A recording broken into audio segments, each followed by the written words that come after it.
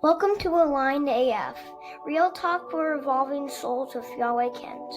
Join Yahweh for honest conversations on spiritual growth, the messiness of life, and how to move through it all at a higher frequency. So grab a cup of tea and let's sail in. This is Aligned AF, and here's Yahweh. In a world where men are often conditioned to armor up, shut down, or perform a version of strength that isn't truly theirs, there's a deep hunger for something different, something real. That's where Love Light comes in. Not as a fluffy bypass, but as a steady presence that calls men back to themselves, honest, grounded, and free of the musks that they've been told to wear. Too many men grew up with messages like, man up, don't cry, or prove yourself.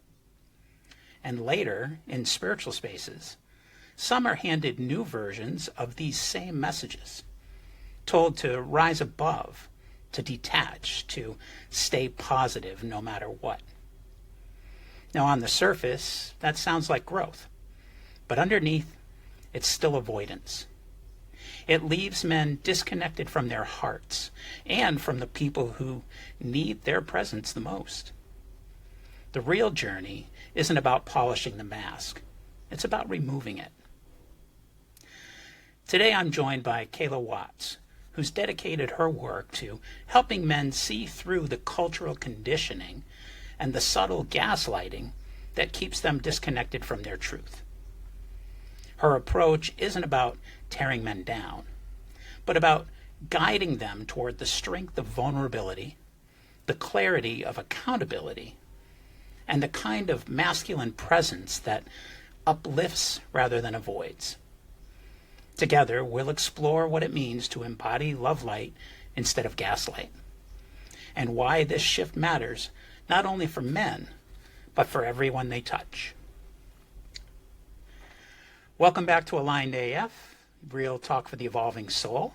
I am your host, Yahweh, and I am very excited about today's episode.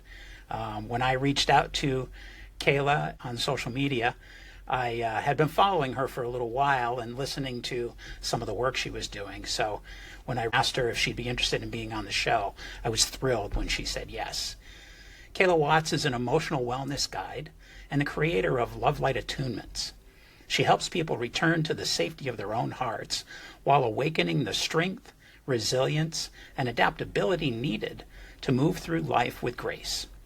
Her work is rooted in love, presence, and the radiance that comes from living attuned to one's inner light. Kayla, welcome to the show. Thank you so much. I'm so happy to be here with you. I'm thrilled that you joined us today.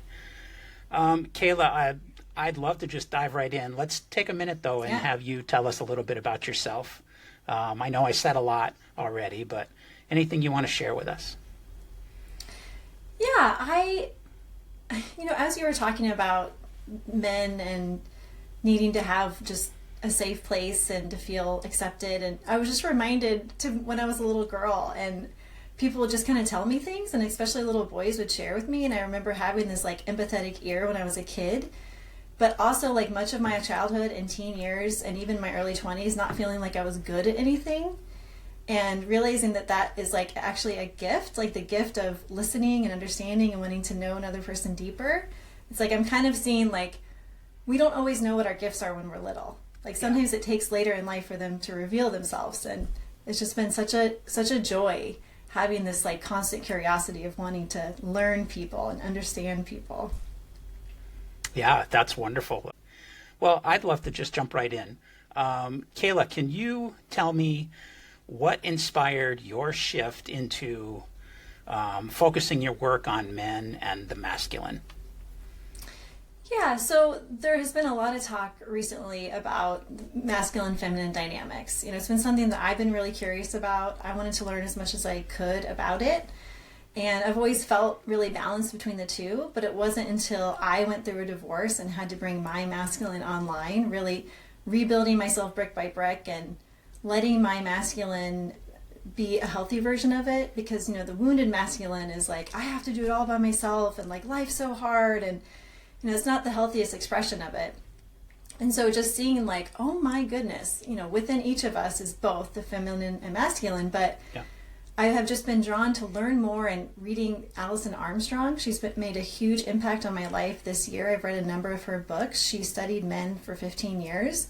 And I'm just understanding, like, yes, I want to work with men, but it's really the masculine in all of us. I am just seeing this play out of, so the feminist movement was incredibly important. We needed that. As women, Yeah. we needed it. We weren't being paid what we were worth. You know, we had to have permission to get credit cards. Like, I'm so thankful for the women that came before me with the feminist movement, but there are always consequences to things. And so what I've seen is that the consequence of that is that men forgot how to be men, or they were shamed or conditioned to think that they couldn't keep the positive aspects of them, which is their strength, their direction, their guidance.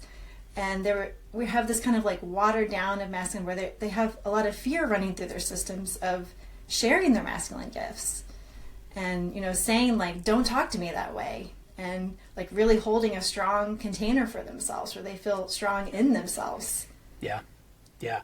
I think that, coming from my age bracket and when I grew up, I was born in the 60s, grew up in the 70s, became a man in the 80s, and, you know, did all the things that I was supposed to do. I can see where there's that imbalance of pushback, where there are literally hundreds of thousands, possibly millions of men out there that are going to say, oh, great, this is one more way for you to hate on men. You know what I mean? Tell us we're doing everything wrong. When in fact, it's about finding what's really, truly the idea of being healthy masculine, being a healthy male, in not only in society, but in relationships, in the workplace, and in our own selves. Mm-hmm.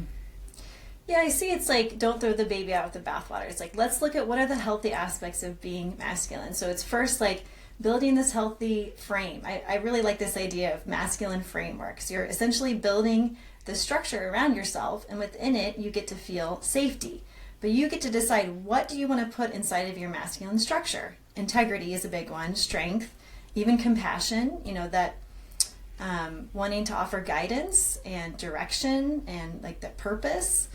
But a lot of men haven't even considered that they could build a masculine frame for themselves, that they could have this like strong building that where their like consciousness and their soul lives inside, where they feel safe to be strong. Yeah. Yeah. I think possibly something else you look at, something else you run into, is coming from the old school patriarchal masculine point of view. When you start adding words like compassion and empathy, they scream feminine, and the old school masculine doesn't want anything to do with that. It feels like you're trying to take my manhood away from me. You know what I mean? Mm-hmm. Yeah, but I think so. If you have a strong masculine leader, this is what I was just thinking about this morning. So whether it's in a household or a head of company, you can trust that if he's in his healthy masculine, that he's looking out for the best interest of all. He's going to do his best to care for not only himself, but the people around him. Yeah. So if that has been established, that he's a trustworthy person, and you know for sure he's looking out for you, then he can lead from that place. Yes. And so that requires some compassion to be able to do that. Yes. Yeah, and that's the key is convincing the male that compassion is part of the healthy masculine, where having an open heart for your family and your friends and for the world in general is a healthy way of not only supporting but protecting and leading.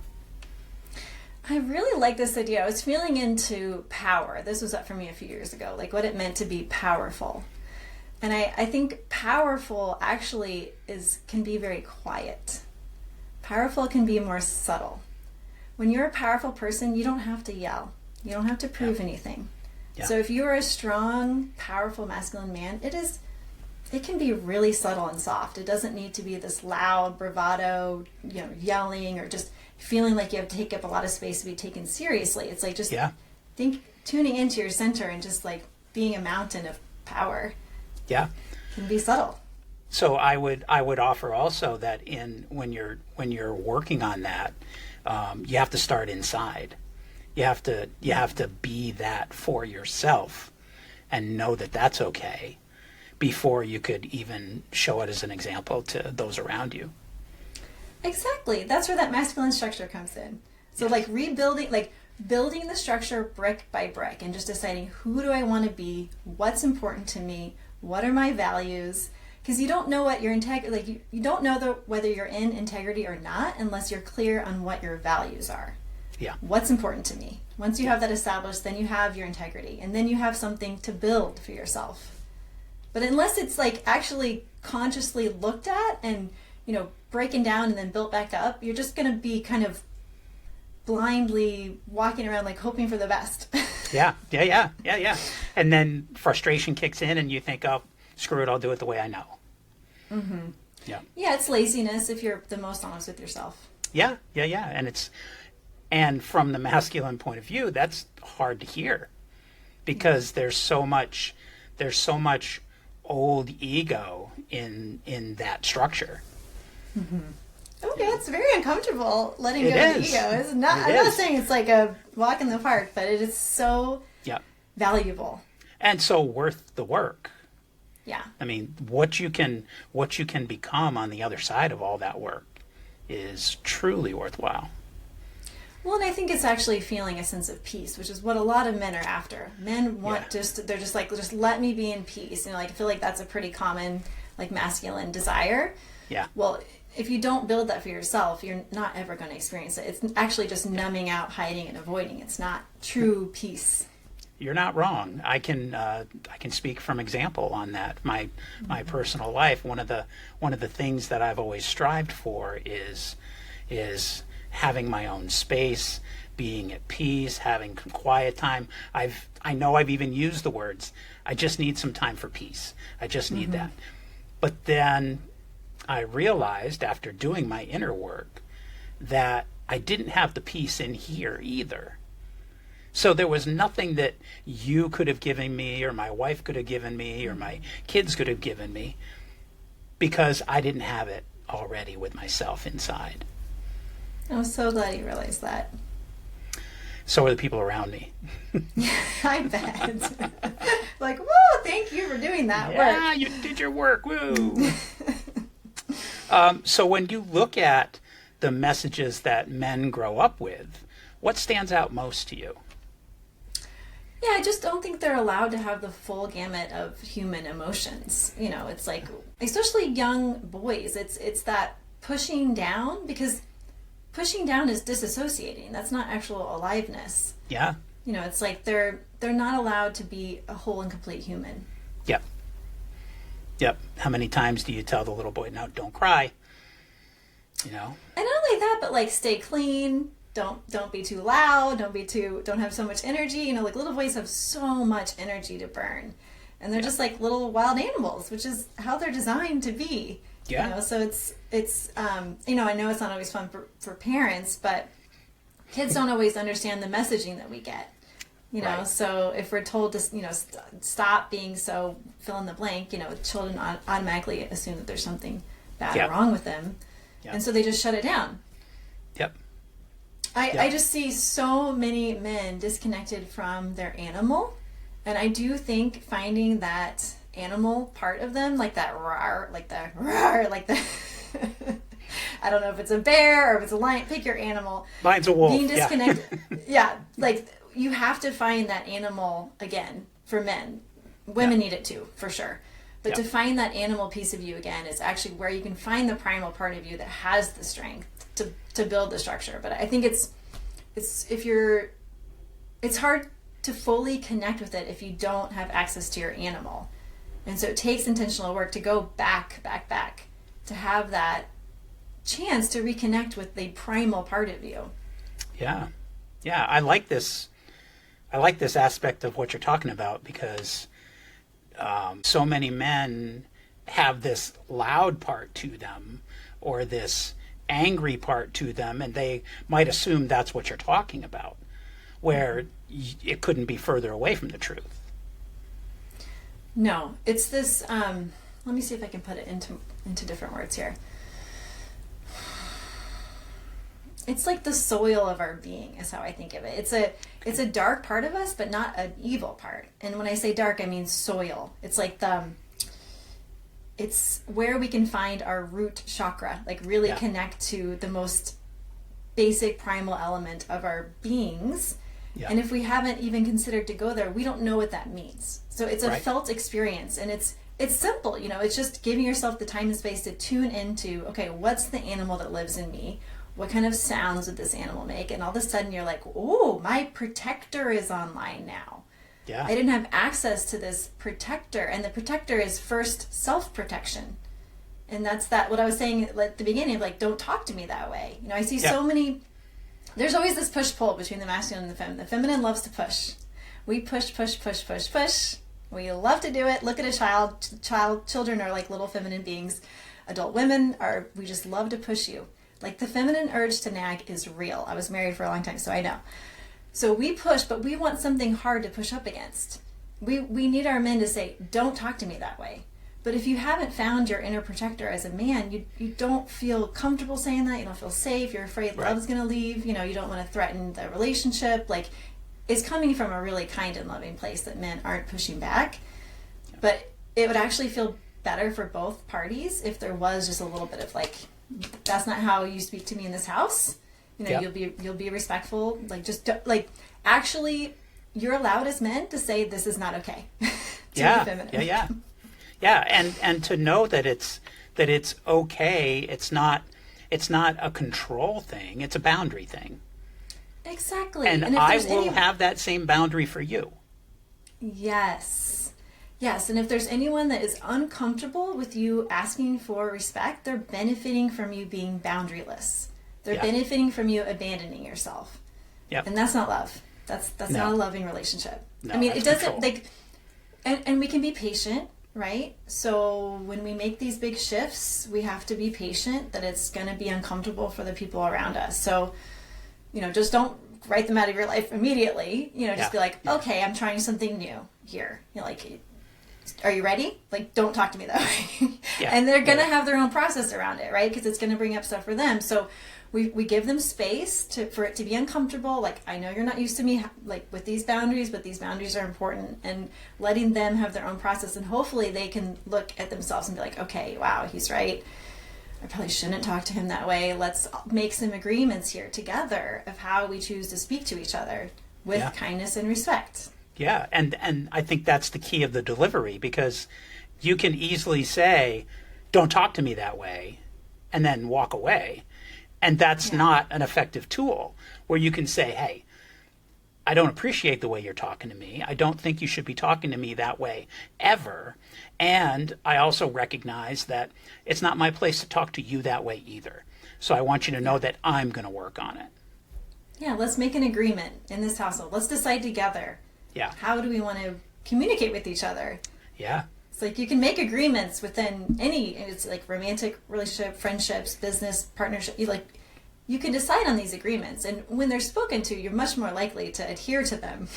Yeah. But if they're not ever spoken, nothing ever shifts. Yeah. Well, one of the keys of change management in business is getting buy-in. And that works in relationships too. You have to get the buy-in of the people that are involved in order for anything to succeed. Yeah. Because if they're not willing to do the work, then it doesn't mean you don't bother, but it also means it's going to be a long, drawn-out uphill battle, because only one half is really doing the pulling. Well, and just also helping the other person see that it's benefiting both of us. Yeah, absolutely. It's a win-win. Yeah. That's good, because that kind of touched on my next question. I was going to ask you how you think childhood messages that we deliver shape the way men show up in relationships and communities. Oh boy, I feel like this is just like so different in different climates of homes, and if you're raised with religious programming, and I do think it's shifting, but I think that one thing something really subtle that I'm noticing in modern culture. So my friends that have sons, and now they're like going off to college, and I think that the moms stay too close to their sons for too long.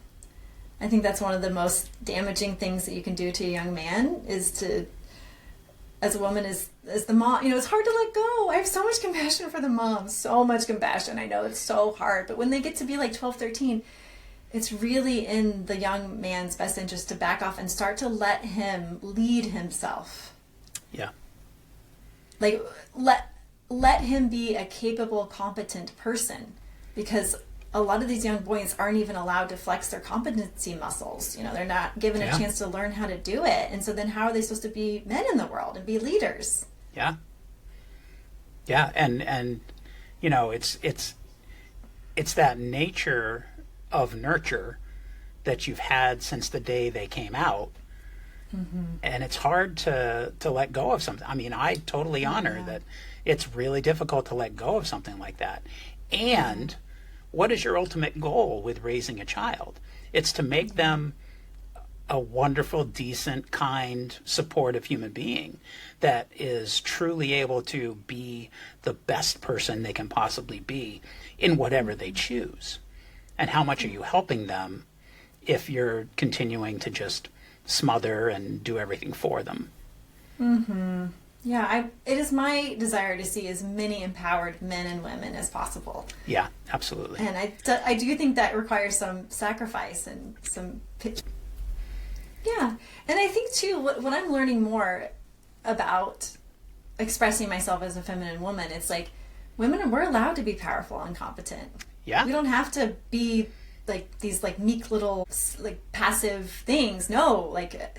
Being a feminine woman still means being strong, capable, competent, asserting yourself. Those are beautiful things in a feminine body.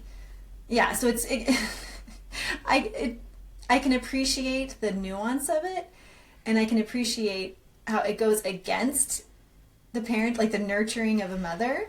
Yep. And do you want to have children that are thriving in the world as adults? Yeah, absolutely right. So, as we're growing, as boys are becoming men, and that sort of awkward time in between all that, they start picking up pieces of armor along the way, pieces that they feel are protecting them from certain parts of the world, and think that becomes their strength. But in a lot of cases, what it does is it creates a distance between them and people around them. And how can we as parents help them to understand that type of armor, that type of shield that you put up isn't necessarily the healthiest masculine shield to put up? Mm-hmm.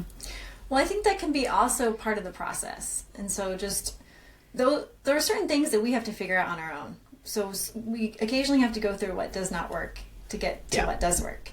And so if you're shielding and not allowing the good stuff to come in too, like at some point you're going to realize like this isn't actually working. So it's helpful to mention it to your child if it's something that you're noticing. Just like, okay, I'm proud of your willpower and your strength. That's great. But you still have a heart. And, it's okay to open it to someone that you trust. Yeah. But ultimately, like, each of us has to go on our own hero's journey. Yeah. And figure it out for ourselves. Yeah.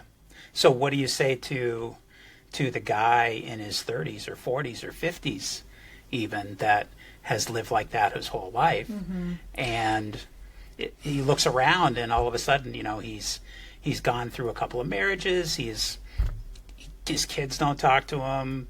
I mean, just, he's starting to realize that maybe the way he was raised, or maybe the way he interpreted his life and what it was supposed to be wasn't necessarily right. How do you help him make some steps? Yeah, so I've seen this actually quite a lot in my one-on-one work with men. And I always direct them to their heart. And, it's a very guarded heart. And I'll, like, let them know, like, wow, I'm really having a hard time accessing your heart right now. But one of the first things that I explain to them is, I would love for you to open your heart, but it's not for me, and it's not for anyone else. It's for you. And so we do an exercise where we just breathe open the heart, and I say even just a millimeter is enough, just a little bit to let some of the light in, because their heart has been shut so tightly for so long. And this is part of what I love about love light, about the love light attunements that I share. So I'm teaching people to tune in to the limitless love that's around us all the time. This is outside of romantic love. This is outside of family love. This is a personal relationship that's just between you and love. And so getting into that space with a man to show him and teach him how to actually connect to his own heart is the first step.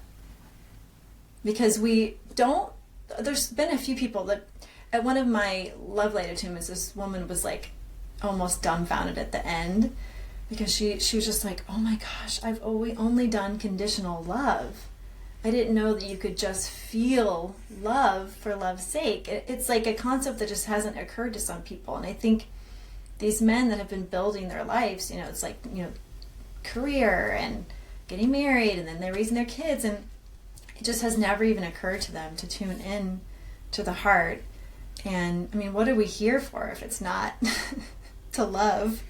Yeah. To love first ourselves, and to actually be brave enough to begin to open the heart.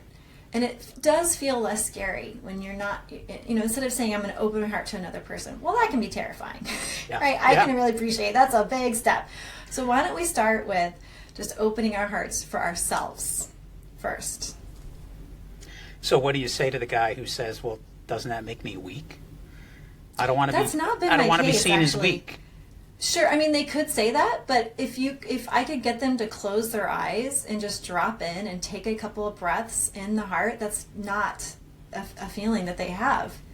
It's not. I mean, that would be maybe a little voice of the ego, but it feels so correct to tune into the heart and to feel love, really. Especially the low risk of it's not for anyone else. Right.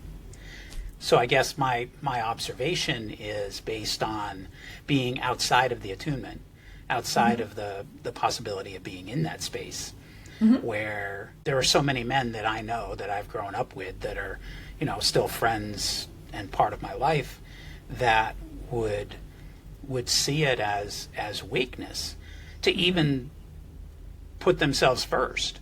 You always put your family first, your kids first, your wife first, your friends first. Everybody's got to be before me.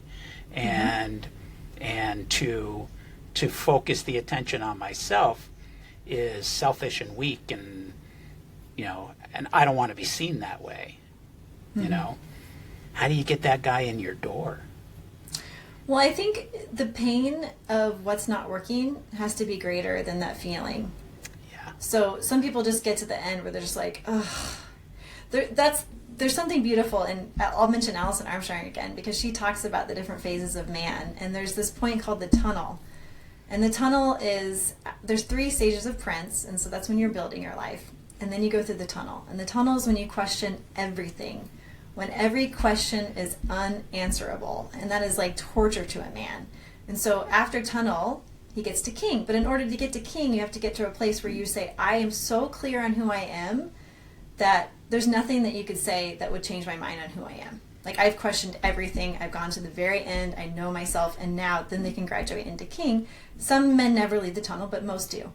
So I think sometimes you have to get to that tunnel place where you're just like a little lost, and you are genuinely ready for some type of different direction to take. Yeah.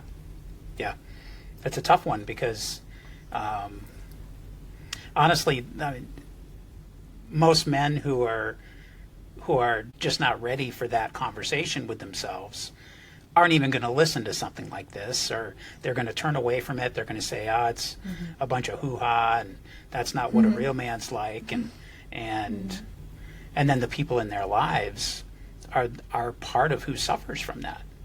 Yeah. So let me ask you, is there a way where a family member or a good friend or a spouse could say, you know, I really think he would benefit from this. How do I present it in a loving, caring way? Well, I think first we have to be so careful with that, because that's assuming that we know what's better for him than he knows. That's a great point. Right? So someone has to be ready. If you're not ready for change, it is disrespectful to assume that you know better than they do. Thank you. So, yeah. So I'm very comfortable with people thinking it's weak or whatever. It's like I have so much space for people to think differently than me. It's okay. I'm not really here to convince anyone. I'm here to work with the people that are ready for shifts. Yeah, I think that's fantastic. Thank you for bringing that up, because you're absolutely right. It's not your place to tell somebody else they need something. I know what you need. Yeah. Yeah.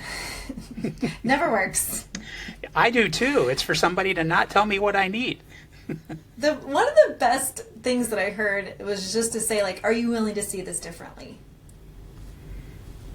And just see what they have to say. Like, if it's no, like, okay, I respect that. But if it's yes, then like there's a little window of a desire for something to shift. So, okay, well, let's see what we can do with that space. You're absolutely right. And I can tell you again from experience, there was a moment in my relationship with Alara where things were not great.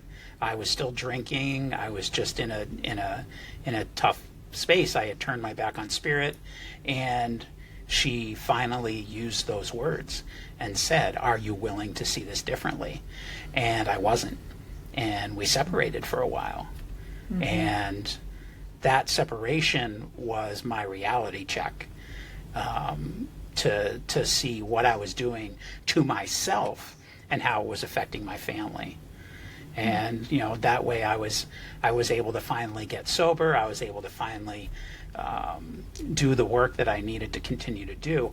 All the while she did her work and still wanted to work on us, but we had to live apart for that to happen in that circumstance.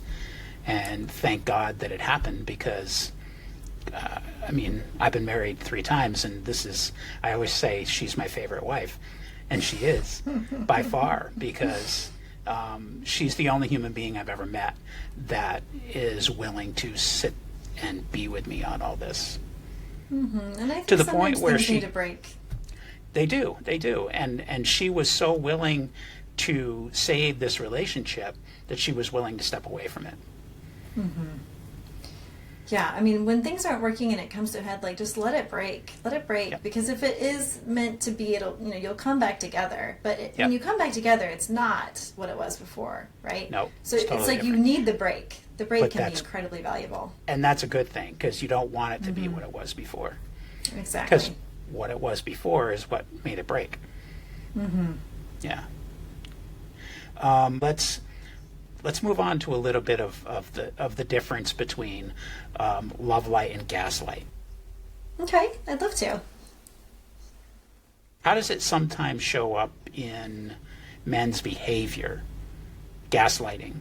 How does it sometimes show up in men's behavior, even if it's unintentional? They don't even realize they're doing it. So I think what can happen, and I think I'm understanding your question correctly. So there's this way where the man does not want to rock the boat. And so he just kind of like is agreeable and just goes along with everything. And that is a form of, I think, like subtle gaslighting, where Okay, yeah. he's not even invested or care enough in the moment to even assert his opinion. And so he's just like, whatever you want, whatever you think. It's not true. Is that, am I on the correct vein of your question? That is part of it to me. That is definitely part of it to me. The other side of it, and I think this is kind of where my question was going. The other side of it is when the man absolutely refuses to believe that anything he did or said or was a part of could be part of the problem. So they will actually convince their partner that it was somehow their fault. or somebody else's fault. Yeah, so that's a really tricky one. So if you've convinced yourself that you're right, then that's your reality, right? So there's not a lot that can be done in that situation. I mean, it really is up to the woman to say, like, you're fooling yourself if you think this is what's happening. Yeah. I'm here and ready and willing to hear you when you're ready to take some accountability. But I think for a lot of people, that step of taking self-responsibility can be terrifying, because it can be like a house of cards that just falls down, and then you realize, oh my God, I'm full of shit. Yeah. Which, like, a lot of us are until we do some shadow work. Yeah. So it's, do you have the capacity or the willingness to start to look at where you might be harming another, where you might be, I don't like to use the word wrong. I don't think that's actually correct, but it's like, what can you take responsibility for on your side of the street? Right. How is it that you can only see what others have done and not what your contribution was to the situation? Yes, and the victim loves to blame everyone else. Like, you're trapped. So many people, this is men and women both, are trapped in the victim cage. Yep. And so the victim says, like, I was just talking about this over the weekend with a client. The victim's like, you don't understand how hard it is for me. You're like, I'm like, you don't get it. This is, like, if you understood, you would see how this is the only choice I have, to be in this victim place. Yeah. I've been the villain. I've gotten comfortable with being the villain. And what I'll say is, it's spiritual work to allow yourself to be the villain, because I think an empowered person understands that everything that comes into our life is for us. It's a lesson. We get to grow, we get to learn, we get to use new spiritual practices to navigate them. So that's one way of looking at it. The victim immediately makes the other person the villain, and then they take no accountability. There's no growth there. There's no looking within. It's easy, convenient, but also I have so much compassion, because, listen, it's terrifying for some people. Like, they literally feel like they're going to die to look at their own shadow, to look at their own shit. And so that's why I'm so comfortable with being the villain, because it's like, I know in my heart I didn't do anything wrong. I really, truly didn't. But if that's where you're at, where it feels like death to you to take responsibility, then I'm perfectly comfortable being the villain. Yep. My prayer and my wish, though, is that person does eventually take accountability, because when everyone else is the victim, like, how do you know peace? Like, how do you know, like, true contentment? Right. And, like, relaxation, and, like, gosh, it feels like this giant weight has been taken off when you finally do. You're like, oh my God, I am partly responsible for this. And it's not like all my fault, but it is partially my fault. I can take responsibility for this, this, and this. And then they did this. It's like, it's always a co-creation. And that, to go back to your question, the gaslighting, I think it's often learned really young. Yep. And when it's learned really young, it's such a deep pattern. And those patterns are often subconscious. So we're not even aware that we're doing it. Yeah. And so it does take some brave people around you to reflect that for you. But it's not going to be fun to hear, and they may not hear you. Yeah, it's a tough one. I think we do it, and quite possibly we kind of create that for our kids by not giving them a safe space to be wrong. Mm-hmm. Where that's so where true, yeah. siblings will always blame the other one because they're afraid of being in trouble, or worse than being in trouble, disappointing the parent that you love so much. And so you got to put that blame on somebody else. And part of that blame game is us not giving them that safe space to be wrong, to say it's okay. Yes, what you did isn't, necessarily a great thing. And there probably are going to be consequences, but it's okay. I never stop loving you. I never stop protecting you. And I promise you that if you lie about it, it's going to be way worse. I promise that. That's something. True. So celebrating children's, like, taking responsibility. Like, I think one of the easiest ways to deflate some of that is just be like, whoops, I messed up. Oopsies. Oh, I didn't know any better at the time. Like, it kind of bringing some lightness to it. even play of like, oh boy, I really messed up there. Yeah. Because what often happens in that victim consciousness is so much shame. The victim and the shame are like best friends. Like you're hanging out in that shame. And if you look at, the scale of consciousness, the Hawkins scale, shame is very low. It's like, anger is like 7 or 8 out of 20, but that shame place. So that's why I was saying you never really know peace, but we need people around us to reflect for us when we're in that victim place. It's so confronting to hear. So confronting. Yeah. But so valuable. So we talk about love light.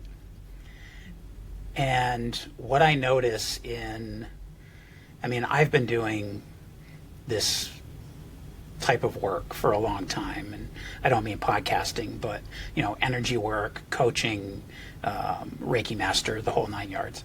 And so what I've noticed in that type of community, that our spiritual community, our folks that are part of all this, and try to bring it forward as a profession or bring it forward to support people.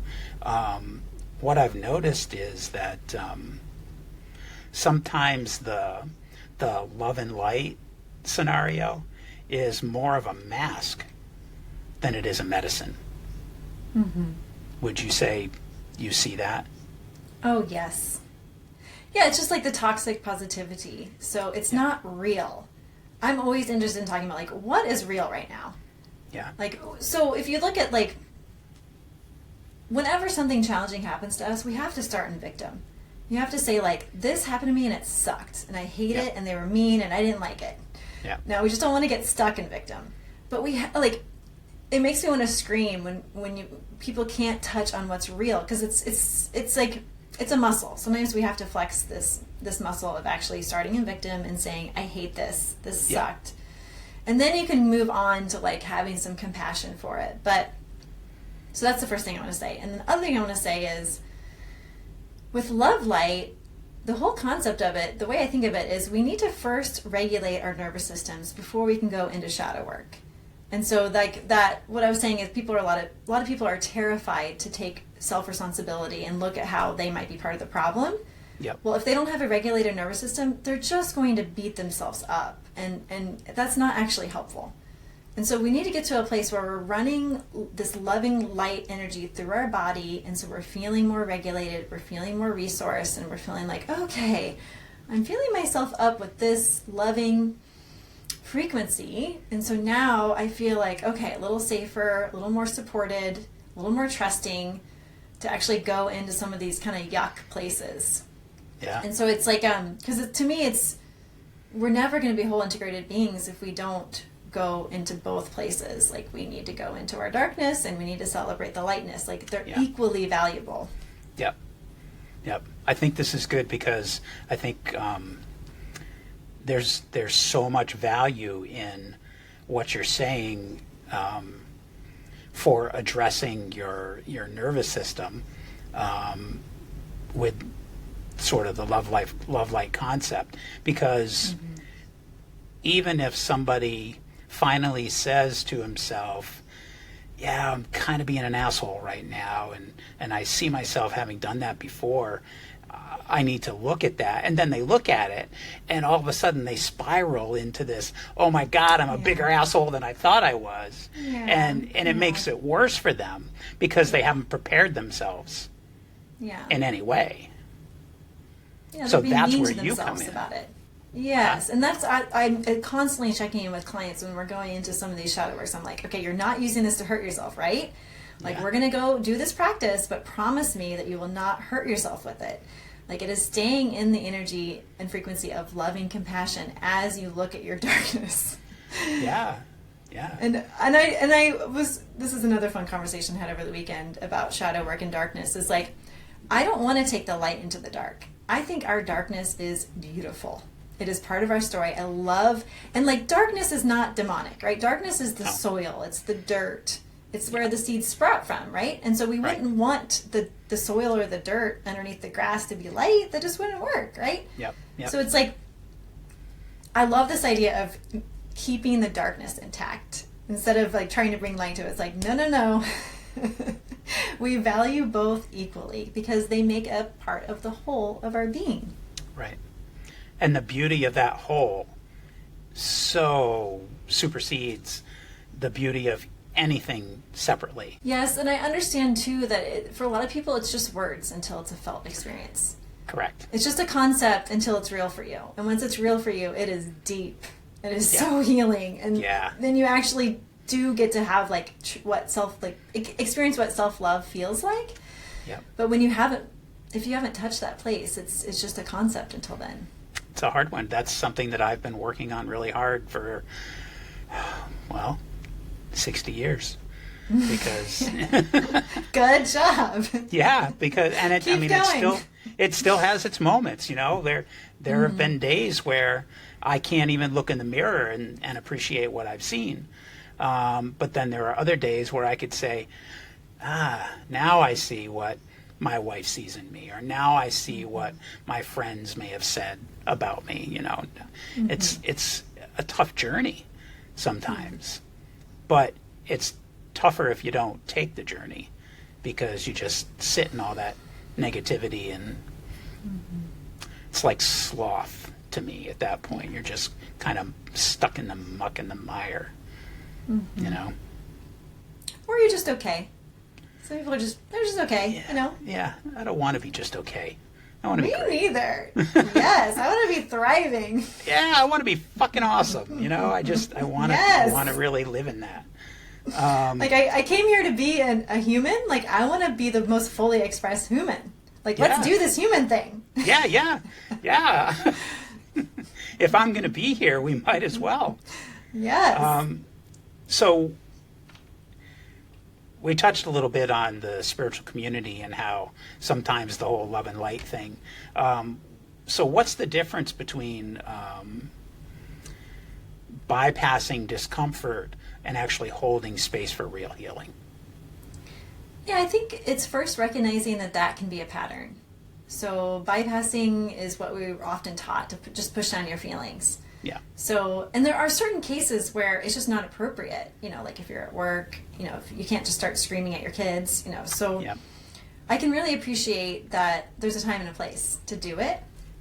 But that's why it's nice and important to have people in our lives that we can let some of the steam out. I'm kind of always picture a kettle where it's let some of the air out or it's just going to explode. Yeah. So I think it's giving yourself the time and space to do what I call energetic housekeeping. And that is actually letting yourself roll around the ground and growl and make noises and moan and, just like all of us are connected to this frequency of the U.S. that is very fast. So I lived in Mexico for 4 months in the mountains and just got to meditate all the time and stare at the mountains, and they were my friend. And the frequency there is so much slower. And so I think what a lot of people don't appreciate is it's not only the day-to-day stuff that's going on, but it's also the fast frequency of the United States. It can start to feel like a heavy burden that a lot of us are carrying, the do more, set goals, keep going, achieve bigger, grow, more. And so it's kind of like us, if you don't let out some of that tension, it's like we're all trying to carry around our own personal boulder of stress and overwhelm. And so I think if we can let there be disruptions, allowing for there to be little ruptures in relationships, even, going back to the dynamic of talking to your partner about okay, if I'm feeling upset about something, can we agree that it's okay, that I just express it in the moment, or just make a little a little growl or a little irritation. And I'll tell you, it's a practice, because I am someone that was a pro at stuffing down my feelings and emotions. And so sometimes I have to practice. So the best way to kind of begin to express or to share when things are truly up for us is practicing when it's not in the moment. And so giving yourself time and space to actually say okay, how would I want to react to this again in the future? How can I instead of just pushing down my feelings, how can I say, like, ouch, or that didn't feel good, or like, I don't want you talking to me that, or you're not my mama. You're not my mama. You can't tell me what to do. I'm an adult. So that spiritual bypassing, I think that, like, it can come from this little sweet, immature, like, young part of us. Of just, I'm going to be a good girl. I'm going to be a good boy. I don't want to disrupt. I don't want to rock the boat. You know, like, so I see, like, the real sweet, young part of us that doesn't know any better. Yeah. That's like, you're always supposed to be agreeable and happy. You know, it's like, that's where your value lies. If you're not agreeable and happy, then what good are you? You know, it's like a lot of the story that runs through people's minds, I think. Yeah. And so giving yourself permission to be a little bit inconvenient sometimes is, like, I think a big piece of this spiritual bypassing. And also just having trusted people in our life that we can blow off some of that steam with. Yeah. Establishing that tribe or that group or even that one person that you know you can go to, and they're just going to sit there and let you growl, let you scream, let you grunt, let you moan, whatever it might be, because they know it's not about them, and they know that it's healthy for you to express it. And I will say, I do think people are getting better at that and not spiritual bypassing. I do feel like that has become more and more part of the conversation. And to me, my commitment is always to authentic. And so just, it's again, like, what do you value? So if one of your values is authenticity, saying, like, okay, I'm committed to bringing the most authentic version of me forward. And sometimes that doesn't always mean being in a cheerful mood or a happy mood. And what I found, though, is so interesting is, like, when you do let yourself just move that energy and express, you kind of tend to be a little more positive and happy. Yeah. It's just a natural byproduct of that, of letting them, because that's been reflected for me a lot, actually. It's like, you're such a positive person, and it's like, well, that's not intentional. It's not what I'm doing. I'm just being the most true to myself all the time. Like, I would not consider myself a positive person, because I'm very quick to say this sucks if it does, you know. And I think that's, like, they just maybe don't have language for it, the correct language, and so they just label it as positivity. You know, like, I'm dating right now, and so if someone's like, I only want positive people and no drama and protective peace, it's like, okay, you've clearly not done any shadow work. You're not interested in looking and being an empowered person yet. You know, like, maybe someday you will. Yeah. But it's, just allowing what's real to come forward. Yeah. You'd have to, you're looking for that. I'm not the person that you want to spend time with, believe me. No. You are not going to get that from me. I'm not dramatic, but I am real. Yes, I speak truth. If you're looking for somebody that's always going to be sunshine and rainbows, you got to look somewhere else. It's just that's not a possibility. Or if it is, like, okay, let's go down that for a second. So if you're a man looking for a woman that is always positive and happy and that is suppression. She's going to have so much backed up emotion. It goes from here, the chin, all the way down. And so she's going to be locked in. And so you're not ever going to have access to her heart, her belly, like her softness. It's just not going to happen. No. But in a lot of those cases, guys don't realize that. No, it's okay. Yeah, it's perfect. Like, the correct people find each other. Yep, exactly right. Mm-hmm. So when men start to step into this space, like the love light and truly supporting themselves, what kind of qualities begin to shift and emerge for them? Or what can happen? Yeah, so I feel like our body is always cueing something to our own nervous system and to our own soul. And so if you have noticed the way some men walk around in protective, like their shoulders are slumped forward, they're protecting their heart space. Yeah. So they can start to signal to the universe, I'm safe, which means their shoulders are back, their chest is out, they're proud, they're walking with this more secure structure for themselves is really, it's like subtle yet incredibly powerful. I've noticed when I'm in a good space where I'm feeling good about myself and I'm out in the world, whether it's, just running to Target for something or, out doing some shopping or whatever it might be, if I'm in that healthy space, I have noticed that my posture's different and my confidence in my walk even is different. And in those moments, I've actually seen reactions towards me of people, walking in the opposite direction, where people will nod, smile, say hi, versus those days where I feel like crap, I'm in a pissy mood, something angered me, and then people will literally, like, the seas part, because nobody wants to say word one to you. And people don't realize how subtle but how obvious it can be. Yeah, and I think too, if you're opening your heart up to run more love through your body, you're naturally going to feel more supported and more trusting, and that's going to bring more confidence. Yes.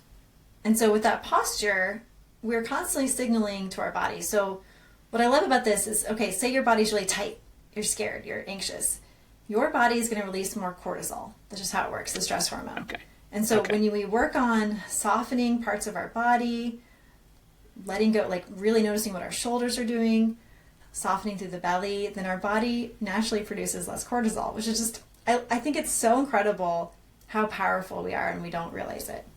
And so hormones are just chemical messengers. They're sending information of what the body needs to do throughout. And so it can be very disruptive and harmful if the too much cortisol, if the incorrect hormones are going through our body. And so even just by simply shifting our posture and being noted, like really tuning into how we're holding our body, we can be healthier. I just think that's so cool. We're little miracles, each one of us. Yeah, we really are. The fact that I can think my way into an adrenaline rush or a dopamine rush or something like that, just by thinking about something in particular. Our mind can create physical, chemical changes in this body to improve or to hurt our bodies, Yeah, it's just like, I always say, like, anyone that doesn't believe in energy, like, well, do you believe in stress? Because stress is a form of energy. Yeah. And so if you're working yourself up in stress, they've proven that stress causes illness, right? So it's like, it's all the same. Energy, stress, illness, right? They're all in that same vein. And so just really paying attention to stressful posture over time can cause illness. And so just taking the power back into, like, okay, what can I take responsibility for here within my journey here of being a healthy individual? Well, I can control my posture. I can control how much tension I have in my body. It can take a bit to unwind it, but it does require tuning into the body and starting to notice where these tension patterns are. But over time, you really can shift and start to relax them. Yeah, and I think that's a great step for men who feel like, I don't know, whether they're in victim mode or feel like the whole world's out to get them or feel like, they're pissed off at everybody all the time, to be able to shift that kind of thing, to know that they can make that choice themselves. And it's not up to the entire world to change. It's up to you to shift how you see yourself and the entire world and that relationship. Yeah, and I actually just thought of an example. There's this man that was telling me, like, okay, has this really contentious relationship with his ex, and they share a child together. And she's just kind of getting more and more unhinged, and it's breaking his heart because he just wants his daughter to have a mother that can show up, right? Yeah. And he was telling me, like, it derails my whole day. When I see an email in my inbox, it just derails my whole day. My heart rate goes up, my spike, I can't concentrate. It's hard for me to be at work. And so I was like, okay, what if you just imagine, like, don't open the email, but when you see it come through, carve out a minute and you close your eyes, you take a deep breath, and you imagine that you are a mountain. And just like letting yourself be this mountain for a few breaths and just saying that no matter what, I'm going to keep myself safe within this mountain of structure.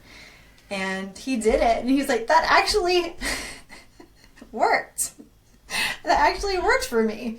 Because he'd just been doing the same pattern over and over and over. Open the email, like totally messing up his day. Open up the email, and I'm like, okay, well, let's break that. And just, it might not have worked. The mountain thing might not have worked. But just trying something. Because a lot of men, like, I have so much compassion for, like, I mean, yes, women earn and make money. And like, I'm not like demeaning anything that women do. But for a lot of men, they do make more money, and they are carrying like the load of the work and like trying to hold the structure and make money and plan. Like if you're a masculine man, if you're any man, but I think especially if you're a masculine man, you are going to want to hold the structure, and you're going to want to hold it all together for yourself and for your kids and for your for your community, whatever, however far it extends out. And so that can be a lot.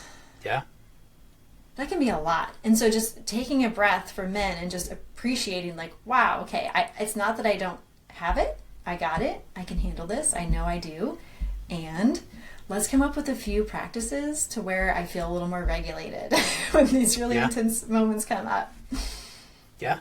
Yeah. First of all, where were you when I had my first divorce? Because that conversation would have been really, really helpful. It can be very, like, agitating, like, woo, activating the whole system. Mm-hmm. Yeah, it was a lot. I mean, she's... And speaking from the man's perspective, I mean, I was all my life the breadwinner, the one who worked 60, 70 hours a week, or I was always, in charge, whatever I did. So... I had this way of living. And when I left work and retired, and Alara, being quite a bit younger than me, continued to work and to, help support the family, I had a lot of healing to do around that, because now I'm the stay-home dad. I'm the primary contact if he needs to be picked up from school. I'm the one that gets him to his piano lesson. I'm the one that usually gets dinner ready and takes care of the house most of the time. And that was a big shift for me to be okay with it, because it's not the way I was raised. Mm-hmm. And it's not the experience I had prior to being with this woman. I'm sure there's all kinds of stories that came up for you. All kinds. Yeah, that's beautiful work there to do. Yes, yeah. It's worth it, and it's amazing, and it's still a process. Still a process. Oh my goodness, I bet. Yeah. Triggers still happen all the time. Mm-hmm. So let me ask you, for men that are listening right now, where could they start this work today? Like, what is a couple of steps they could take? Yeah, so I think it's first just finding ways to feel safe in the body. So seeking out emotional regulation practices and techniques. And for some, meditation is enough. I mean, some men just need to go, like, to a punching bag. That can be a regulating activity. Yeah. Breath work. There's so many different practices when we think of nervous system regulation, but that is where I would start. Is just saying, like, okay, I don't need to figure out my whole life, but why don't I see how I can keep myself in a more, like, centered, grounded place? Like, that would be step one. Yeah. Bringing safety to the body. And it's a vibration too. It's like we're all sensitive beings, and so if you're talking to someone and you can just feel, like, the tension radiating off of their body, it's like so challenging to have just a normal conversation with that person. It's always like, oh, is this going to trip them up? Is it going to trigger them? Am I safe to share right now? It's like, are they going to take it the wrong way? Right. And when we're emotionally regulated, we're more relaxed, we're more open, we're more willing to give the other person the benefit of the doubt. Yeah. So now on the other side of that, what would, for the women or the partners of these guys who are now about to try to go through some sort of shift, what does support look like without falling into the whole fixing or enabling kind of scenario? Yeah. So for women, our work is to just notice where do I have a tendency to mother, and just doing your best to reel that in, because if we want strong men, we cannot treat them like our children. And it would just be a simple thing of asking, like, if there's anything I can do to support you, please let me know. Because you're keeping it in his realm, and so he will let you know if there's anything you do. But until then, I mean, that would be like the kindest, most direct way to say, I'm here, I've got you if you need me, but I'm going to trust that you'll let me know if you need anything. So it's keeping him in his masculine structure instead of just assuming that you know what's right or best for him. Yeah. It is hard, though. I mean, I will say, like, for us women, we are such natural nurturers, and so it is sometimes really a practice in biting our tongue and taking a breath, because it feels like love to us. It doesn't feel like love to the man when we mother. Yeah. No. So it can get a little tricky sometimes. Yeah. I know from experience. Yep. And also to be able to be in that position as a partner and a supporter and not take any of it personally. Mm-hmm. That's a huge thing, because I mean, I've had moments where I've been afraid to share because my partner, I knew they were going to take it personally when it had nothing to do with them. Mm-hmm. Well, and that's when I think it's good, and I feel like you mentioned this before when we had a prep call, but it's important to have other people in our life to share with. Yes. For men to share with people outside of their partnership. Yes, yeah, because sometimes your partner is not the right person for what you need support for. Yeah, and it's so important for men to be with other men, to have support from other men. Like, we all need that. Women need it from other women too. And there is this like desire, I think, to kind of complain about your partner, but it's almost like you can do it in a way where it's still respectful and loving. You know, it's okay to say, like, I have a hard time with this thing that she does. You're not saying she's a bitch. You're not saying, like, you can't stand her. You're just being honest about, like, this is challenging for me when this comes up. Yeah. You know, there's a way to do it that still honors your love that you share with each other. Right. And sometimes you can't say it to her. Right. Like, directly.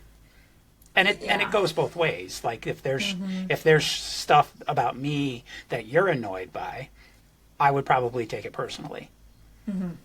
If I were in that situation. Yeah, and then you just have to look at, like, where in the part of me is guarding, because being defensive is just guarding. And so you're closing your heart in that moment. And so just checking in and, really getting curious about, why does this bother me so much? Why do I feel offended in this moment? Like, this might not have anything to do with this person. Like, that's the beautiful work of relationships, is it's a constant journey and knowing yourself in a deeper way and getting clear on, why is this upsetting me right now? Like, really redirecting it back to self. Yep. And it is so rewarding to do that work and be in that relationship and support each other in that way. Mm-hmm. It's so rewarding. It is. Yeah. If every man could hear one truth about themselves today, what would you want that truth to be? That the masculine is such a gift. Such a gift. There's a lot of emphasis put on the beauty of women and the feminine form and the nurturing and the love, but gosh, there is just such a gift to a man that allows himself to just take the lead, or just to even softly hold the structure, or just help you see things in a little bit of a different light. Just like that way, that the vision that some men have, that I think that it's not just one thing. I couldn't narrow it down to just one thing. I mean, whether it's a partner or just a friend, like getting a hug from a man that's there and he's just saying, like, I got you, come here, come in for a hug. Wow. It is such a tremendous gift. Yeah, I think that what you said is probably the most important thing from a man's perspective, because I think in the society that we're in now, as a man, with good reason in a lot of cases because of the patriarchy that's running things the way it is right now, as a man, we're used to being blamed for everything.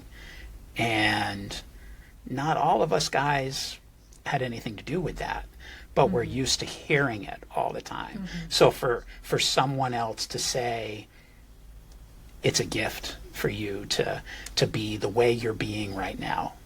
You know, it's a gift to me, to us as a family, to the community, to the world. To me, that's the one thing that would really resonate with my heart. Yeah, and so thank you. Oh my gosh, it's my pleasure. Yeah, that's been a big part of my journey this year, is just learning as much as I can about men. And Queen's Code is the name of the book by Alison Armstrong. One of her biggest things, if you've ever heard her talk, it's that women, we have the power to turn men into frogs or into princes. So we have the ability to bring out the worst in men when we nag and complain and we're disrespectful and we castrate them, or we have the ability to bring out the best in them, which ignites their provider protector, and it's all in our frequency and our the way that we show up. And so if I'm a woman, I'm showing up with respect, I'm looking in the eye, I'm being quiet, I'm allowing you to finish your thought, I'm interested in what you're saying, I never belittle you, I never make you wrong. It's like there is a way to show up with men where we are going to be safer as women. And that is with respect and appreciation. 95% of men are kind, and they have this desire to provide and protect. There's just like 5% that are actual sociopaths, that don't care. But I truly believe most men have it in them to be good men. They may have lost connection with it because they have been treated poorly. But I truly believe that we have to take equal responsibility for how the men are showing up. Thank you. Thank you for saying that. Kayla, this has been an amazing conversation, and I would venture to say that we could probably keep talking for hours and hours and continue, not just on this subject, but there's probably others that we could touch on, and who knows, maybe we will someday. Would you please take a few moments to let the listeners know what's going on in your world, what you've got coming up, how they could maybe reach out to you for individual sessions or group things that you've got coming up? Please share. The thing that I'm most excited about right now is this program that I've created for men. It's called Rising Man. It's an online 8-week program. It starts in October. And we are basically going to be doing a lot of what we discussed today. So building the masculine structure, bringing more confidence and strength into everyday life for man. And I just could not be... this has been a spirit-led program that it was strong. I was being guided the whole way when I wrote and created this program. It's going to be incredibly powerful, and I need to get a group of men together so that we can do this and co-create something really powerful. So that's the thing I'm most excited about. I do one-on-one sessions here in Kansas City, but I also do online. I have a client in Chicago, so I also do Zoom sessions when needed. But it's basically, my purpose is to help people move into greater aliveness, greater awareness, more expansion, feeling more in their heart, thriving, empowered people. Yeah. That's my mission. Okay. So to be clear, you work with both men and women. Yes, I do. Okay. And where can they reach out to you?